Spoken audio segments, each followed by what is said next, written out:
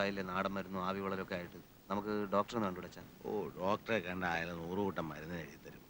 ഒരാവശ്യമില്ലെങ്കിൽ കിടക്കാൻ പറയും. അതൊക്കെ വലിയ ചെലവാ. അസുഖം വന്ന ചെലവ് ചെയ്യാതെ എങ്ങനെയാ? ഇത് സാരമില്ലെന്നേ. മഞ്ഞ് കൊണ്ടാ പണ്ടേ എനിക്ക് ഉള്ളതാ ഈ അസുഖം. ജലദോഷത്തിൻ്റെയാ. വൈകുന്നേരം ആകുമ്പോൾ മാറും. രാത്രി ലോഡെടുക്കാൻ പോകണ്ട. അച്ഛനെ കാട്ടിലേക്ക് പോകുന്ന പണിയൊന്നും നിർത്ത്. അതുകൊണ്ടാണ് ഈ അസുഖം മുഴുവൻ. അസുഖം നോക്കിയിരുന്ന കാര്യങ്ങൾ നടക്കും.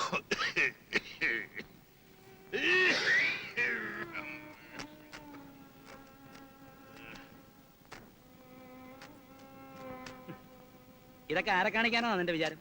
ഏത്? പുറത്തിരുന്ന് ആവി പിടിക്കുക, എന്നിട്ട് ദേ ഇവിടെ ഈ ജനലിന്റെ ചോട്ടിലിരുന്ന് രാത്രിയിൽ എടുക്കാൻ പോകുന്ന ലോഡിനെ പറ്റി ഉറക്കെ പറയുക. ഇതൊക്കെ എന്തിനാ? ഞാൻ കേൾക്കാൻ. എന്റെ മനസ്സ് വേദനിച്ചോട്ടെ, അതാ അവിടുത്തെ ഉദ്ദേശം.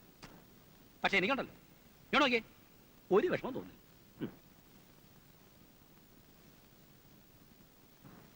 പുറത്ത് മഞ്ഞ് വീണാ ജലദോഷം വരുന്ന ആളാണെന്നറിയാം. പിന്നെ എന്തിനാ ഇത്രയും ബുദ്ധിമുട്ട് രാത്രി ലോറി എടുത്ത് കാട്ടിലേക്ക് പോയത്? എന്നെ തോപ്പിക്കാൻ. കാണുന്നവര് പറയുമല്ലോ, ആ ശങ്കരൻ നായർ പാവം, കൃഷ്ണൻ ഉണ്ണി ദുഷ്ടൻ. പറഞ്ഞോട്ടടി, എനിക്കതുകൊണ്ടൊരു വിഷമമില്ലെന്ന്.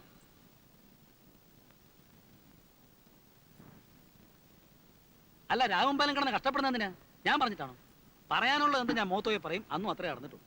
പിന്നെ വാശിയാണെങ്കിൽ ഞാനും വാശിയുള്ളവനാ. അത് മാറ്റാൻ ഈ പണി കൊണ്ടൊന്നും പറ്റുകയല്ല. അസുഖമാണ്, അധ്വാനം കൂടുതലാണ്, അതെല്ലാം എന്റെ കടം തീർക്കാനാണ്. ആയിക്കോട്ടെ, ഇങ്ങോട്ടില്ലാത്ത കടപ്പാടൊന്നും എനിക്ക് അങ്ങോട്ടും ഇല്ല. എടി, നീ എന്തെങ്കിലും വാ തുറന്ന് പറ. അല്ല, ഞാൻ ആലോചിക്കായിരുന്നു, ആ, മോന് ട്രിപ്പിൾ എടുക്കാൻ കുഞ്ഞമ്മയും കുട്ടി ആശുപത്രി പോയാൽ എന്താന്ന്.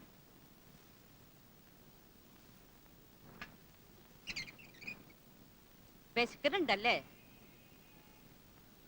മോക്ക് വിശക്കനുണ്ടാ? എന്നോടാണോ? ആ, ഇല്ല. മുഖം കണ്ടാ തോന്നും വിശക്കനുണ്ടെന്ന്. എനിക്ക് കാലത്തെ ഭക്ഷണം ഒരു സുഖമില്ല, വല്ലാത്ത പരവശം. ഇവിടെ നല്ല മസാല ദോശ കിട്ടും. മോന് മസാല ദോശ വേണടാ. അവന് വേണമെന്ന്. കുഞ്ഞമ്മയൊന്നും മിണ്ടാതെ വന്നേ. ആ, ഗീതടുത്ത് എന്താ ഇവിടെ? മോന് ട്രിപ്പിൾ എടുക്കാൻ കൊണ്ടുവന്നതാ. ആരാ ആശുപത്രിയില്? അമ്മ കാലുകയറ്റി ഒന്ന് വീണു, ഫ്രാക്ചർ ഉണ്ട്. അയ്യോ, എന്നിട്ട് അറിഞ്ഞില്ലല്ലോ. ഏത് മുറിയില്ല? മോളിലാ. ഞാനും വരാം. കുഞ്ഞമ്മ മോനെ ഒന്ന് പിടിച്ചേ. വരൂ.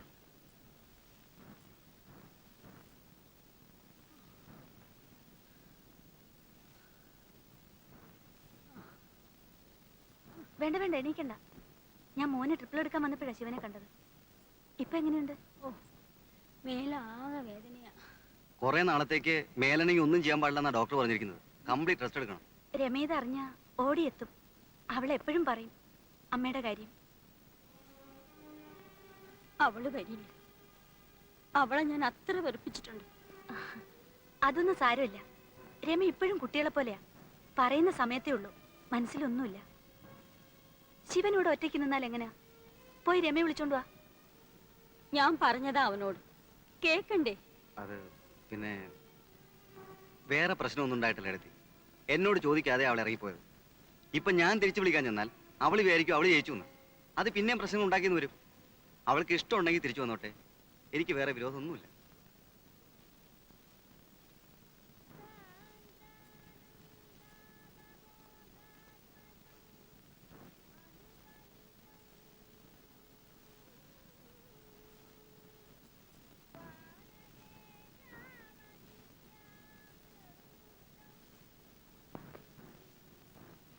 എന്നോട് മിണ്ടാൻ രമയ്ക്കും വിഷമമുണ്ടോ? പേടിക്കണ്ട. ഇവിടെ ആവുമ്പോ അച്ഛനും ചേട്ടനും ഒന്നും കാണില്ല. അച്ഛന്റെയും ചേട്ടന്റെയും സ്വഭാവത്തിന്റെ ഒരു അംശം രമയുടെ സ്വഭാവത്തിലുണ്ടല്ലേ? അതുകൊണ്ടല്ലേ എടുത്തി ഞാൻ അങ്ങോട്ട് വരികയോ ഏടത്തിയോട് സംസാരിക്കുകയോ ചെയ്താ അത് കൂടുതൽ പ്രശ്നങ്ങൾ ഉണ്ടാക്കിയാലോ എന്ന് വെച്ചിട്ടാ. മോനെ ഒന്ന് കാണാൻ എത്ര പ്രാവശ്യം ഞാൻ ആ ജനലിൽ കൂടെ നോക്കിയിട്ടുണ്ടെന്നോ? അതല്ല ഞാൻ പറഞ്ഞത്. നീ ശിവന്റെ വീട്ടിൽ നിന്ന് വന്നിട്ട് ഇപ്പൊ എത്ര നാളായി? നീ വന്ന വിവരം അറിഞ്ഞപ്പോ ആദ്യം തമാശയായിരിക്കും എന്നാ കരുതിയത്. പിന്നെ തോന്നി സൗന്ദര്യപ്പണക്കാണെന്ന്. ഇപ്പൊ കുറെ നാളായില്ലേ രമേ? എന്താ നീ ഉദ്ദേശിച്ചിരിക്കുന്നത്? അതൊന്നും ഏടത്തിക്കറിയില്ല. ഇല്ല, പക്ഷെ ഒന്നറിയാം, കൂടുതൽ അബദ്ധത്തിലേക്കാണ് ഈ പോക്കെന്ന്. നിന്റെ ഇഷ്ടത്തിന് നീ തന്നെ തെരഞ്ഞെടുത്ത ആളാണ് ശിവൻ, അല്ലേ? അങ്ങനെ എന്തെങ്കിലും അഭിപ്രായ വ്യത്യാസങ്ങൾ ഉണ്ടെങ്കിൽ തന്നെ അത് നിങ്ങളല്ലാതെ മറ്റാരും അറിയാതിരിക്കുന്നതാണ് നല്ലത്. എന്റെ സ്ഥാനത്ത് ഏടത്തിയായിരുന്നെങ്കിൽ ഇതിനു മുൻപ് അവിടുന്ന് പോന്നേനെ. ആ തള്ള അത്രയ്ക്ക് എന്നെ വേദനിപ്പിച്ചിട്ടുണ്ട്. അവര് പറയുന്നൊക്കെ ശിവൻചേട്ടന് വേദവാക്യ. എന്റെ വാക്കിന് അവിടെ ഒരു വിലയില്ല. ശിവനെ പ്രസവിച്ച് വളർത്തി വലുതാക്കിയത് ആ സ്ത്രീയാണ്. അവന്റെ മേൽ നിനക്കുള്ളതിനേക്കാൾ സ്വാതന്ത്ര്യം ആ അമ്മയ്ക്കുണ്ട്. എന്നുവെച്ച് അവർ ചെയ്യുന്നതൊക്കെ ശരിയാണെന്നല്ല ഞാൻ പറഞ്ഞു വരുന്നത്. സ്വന്തം മകനിലുള്ള സ്വാതന്ത്ര്യം പെട്ടെന്നൊരു ദിവസം മറ്റൊരു പെൺകുട്ടിക്ക് മുമ്പിൽ നഷ്ടപ്പെടുമ്പോൾ ചില അമ്മമാർക്ക് അങ്ങനെ തോന്നും. അതൊക്കെ കണ്ടില്ലെന്ന് വെക്കുകയാണ് വേണ്ടത്. ആ അമ്മ ഇനി എത്ര കാലം ഉണ്ടാവും? നാളെ ഒന്നിച്ച് ജീവിക്കേണ്ടവർ നിങ്ങൾ മാത്രമല്ലേ? ഞാനിന്നലെ ശിവനെ കണ്ടിരുന്നു. എവിടെ വെച്ച്? ആശുപത്രിയിൽ വെച്ച്. ആ അമ്മ സുഖമില്ലാതെ കിടക്കുകയാണ്. മറ്റൊരാളുടെ സഹായം ഇല്ലാതെ കുറെ നാളത്തേക്കെങ്കിലും അവർക്ക് നടക്കാൻ കഴിയില്ല. എന്നെ വേദനിപ്പിച്ചതിന് ദൈവം കൊടുത്ത ശിക്ഷയാ. പക്ഷേ അത് നിന്നെ രക്ഷിക്കാനും കൂടിയാണ്. ഇതുപോലൊരവസരം നിനക്കിനി കിട്ടില്ല രമേ. ഒരു മരുമകളുടെ ആവശ്യം ഇപ്പോഴാണ് അവർക്ക് മനസ്സിലാക്കി കൊടുക്കേണ്ടത്. അത്ര ആവശ്യമുണ്ടെങ്കിൽ ശിവൻ ചേട്ടൻ വരട്ടെ എന്നെ വിളിക്കാൻ. വിവാഹം കഴിഞ്ഞാൽ ഭർത്താവിന്റെ വീടാണ് പെൺകുട്ടികളുടെ വീട്. സ്വന്തം വീട്ടിൽ അവൾ എന്നും ഒരു ഭാരമായിരിക്കും, നീ അടക്കം. സ്നേഹമുള്ളതുകൊണ്ട് മറ്റുള്ളവരാരും അത് പറയില്ലെന്ന് മാത്രം.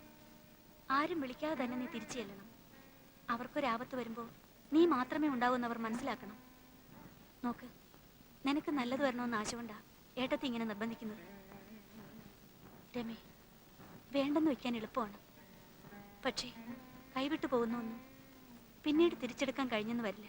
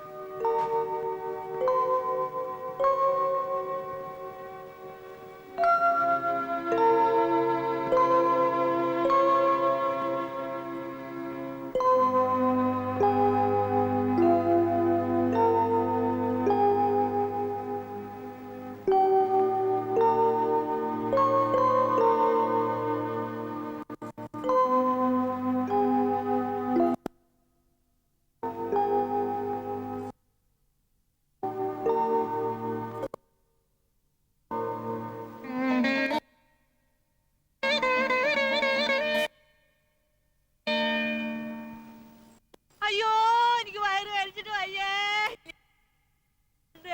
ഗുരുവായൂരപ്പ, അയ്യോ അയ്യോ, എനിക്ക് വയറ് കഴിച്ചിട്ട് അയ്യോ അയ്യോ, എനിക്ക് വയറ് കഴിച്ചിട്ട് വയ്യേ.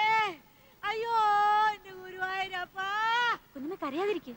അയ്യോ എന്റെ മോളെ, എനിക്ക് വയറ് കഴിച്ചിട്ട് വയ്യേ. എടി ദഹനക്കേടാ, ഇഞ്ചി വേണ ചേച്ചി വായോട്ട് ഒഴിച്ച് കൊടുക്ക്. ഇഞ്ചി വേണോ?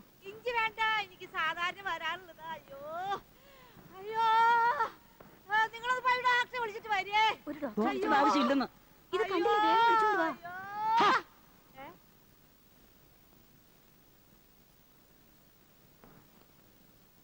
അയ്യോ എന്റെ മോളെ, എന്റെ മോളെ.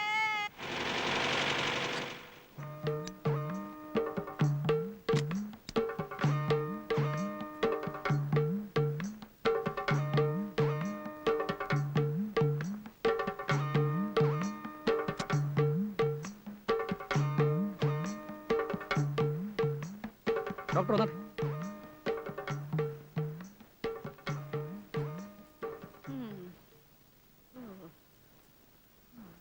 അയ്യോ അയ്യോ അയ്യോ,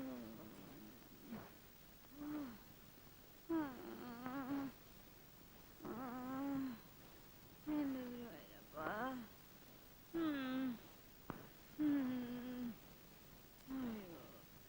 എന്താ ഡോക്ടർ? അമ്മയാണോ? അമ്മയല്ല, കുഞ്ഞമ്മയാ. വേലക്കാരിയാ, പേരാ കുഞ്ഞമ്മ. ഒറ്റ നോട്ടത്തിലൊന്നും കാണുന്നില്ല. എനിക്കും ആദ്യം അങ്ങനെ തന്നെ തോന്നി. ആ, ഇപ്പോഴത്തെ കാലമല്ലേ, എന്തും എന്തിന്റെ ലക്ഷണങ്ങളാകാം. ഏതായാലും മെഡിക്കൽ കോളേജിൽ കൊണ്ടുപോയി സ്പെഷ്യലിസ്റ്റിനെ ഒന്ന് കാണിക്കൂ. ആ, ഞാനൊരു എഴുത്ത് തരാം.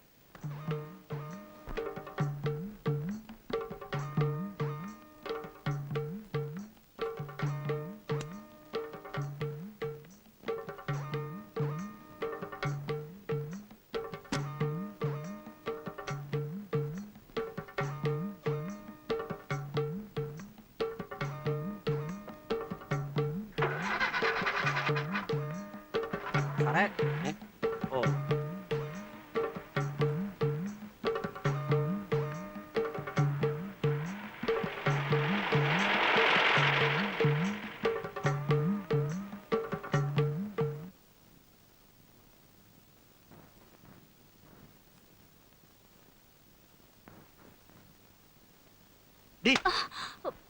നിനക്ക് എങ്ങനെയാടി ഇങ്ങനെ പോത്ത് പോലെയാണ് തുടങ്ങാൻ പറ്റുന്നത്? ഉം. ആ കുഞ്ഞമ്മയുടെ കാര്യം ആലോചിച്ചിട്ട് ഒരു സമാധാനമില്ല. കുഞ്ഞമ്മയ്ക്ക് ഇപ്പൊ കുറവുണ്ടല്ലോ. ആരുടെ അസുഖത്തെ പറ്റി അല്ലെന്ന്. അവരെ ഇവിടെ എങ്ങനെ ഒന്ന് പറഞ്ഞയക്കാതെ മനസ്സിന് ഒരു സമാനമില്ല. സുഖമില്ലാതിരിക്കുമ്പോ നമ്മൾ എങ്ങനെയാ പറഞ്ഞയക്കുക? എന്റെ പൊന്ന് ഈരെ, അവർക്ക് ഒരസുഖവും ഇല്ല. ഒക്കെ തന്നെത്താൻ തീരുമാനിച്ചാ മതി. തീരുമാനിച്ച കാര്യമായി പറയുന്നത്. നല്ല തടിമുടുക്കുള്ള ആമ്പളുണ്ടോ അവർക്ക്? കൊണ്ടുപോട്ടെ, മെഡിക്കൽ കോളേജിലോ എവിടെങ്കിലും. ഈ മാസത്തെ ചെലവ് എത്രയാണെന്നറിയോ? പലചരക്കടയിലെ വെല്ലുവിളിട്ട് എന്റെ പ്രാണം പോയി. ഓ, ലോകത്ത് എവിടെ യുദ്ധം ഉണ്ടായാലും വിലക്കയറ്റം ഉണ്ടാകുന്ന ഈ നാട്ടിലാണ് എൻ്റെ ഈശ്വര. പാല്, വിറക്, മോര്, മണ്ണെണ്ണ, കുഞ്ഞമ്മ. 1300 രൂപ ഇതിനകം.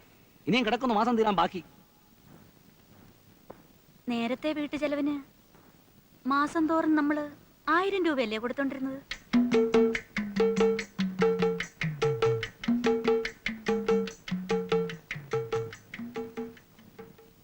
ഇങ്ങനെ പെട്ടെന്ന് പറഞ്ഞ ഞാൻ എവിടെ പോവാനാ? ഇന്ത്യൻ ബാങ്കിൽ സുഖമായിട്ട് ജീവിച്ചോണ്ടിരുന്ന എന്നെ വിളിച്ചു വെച്ച് തെരുവിൽ ഇറക്കാന്ന് വെച്ചാ ഇത് എവിടെ തന്നെയായ?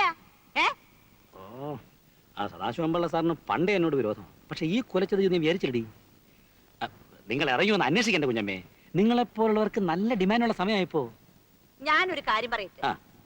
സാറ് ബാങ്കിൽ ഒരു ക്ലർക്കല്ലേ? അതിപ്പോ നാളെ മാനേജർ ആയിരിക്കും. ആ, ഏത് ബാങ്കിലാ ഒരു മാസത്തെ നോട്ടീസ് ഇല്ലാതെ ആളെ പിരിച്ചുവിടുന്നത്? ബാങ്ക് പോലാണോ വീട്? എനിക്ക് ബാങ്ക് പോലെ എന്റെ വീട്. ഇതെന്തൊരു കഥയാ? ഇനി ഒരു ജോലി തേടി പിടിക്കണമെങ്കിൽ 2 മാസാവും. അത് വരെയുള്ള കാശിന്റെ അടുത്ത് ചെയ്യാത്ത ജോലിക്ക് കാശോ? ഒന്ന് കേറിയ കാലം മുതൽ പെഴ്സിന്ന് കാശ് പോകുന്നതെന്ന് അറിയുന്നില്ല. വർക്കത്തോട്ട് അതെ, ഈ നഷ്ടം കൂടെ സഹിക്കുന്ന ബുദ്ധി. എന്നാലും ഒരെന്നാലും ഇല്ല, അല്ലെങ്കിൽ പ്രശ്നം കൂടും.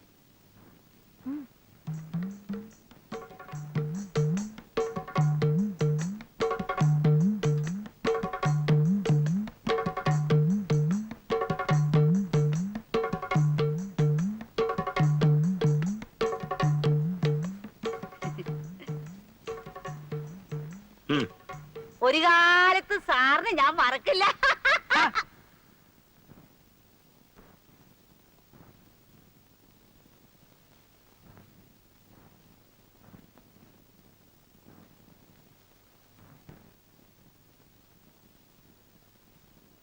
കാശുണ്ടെങ്കിൽ എത്ര അമ്മമാരെ കിട്ടുമെന്നാ പറഞ്ഞത്?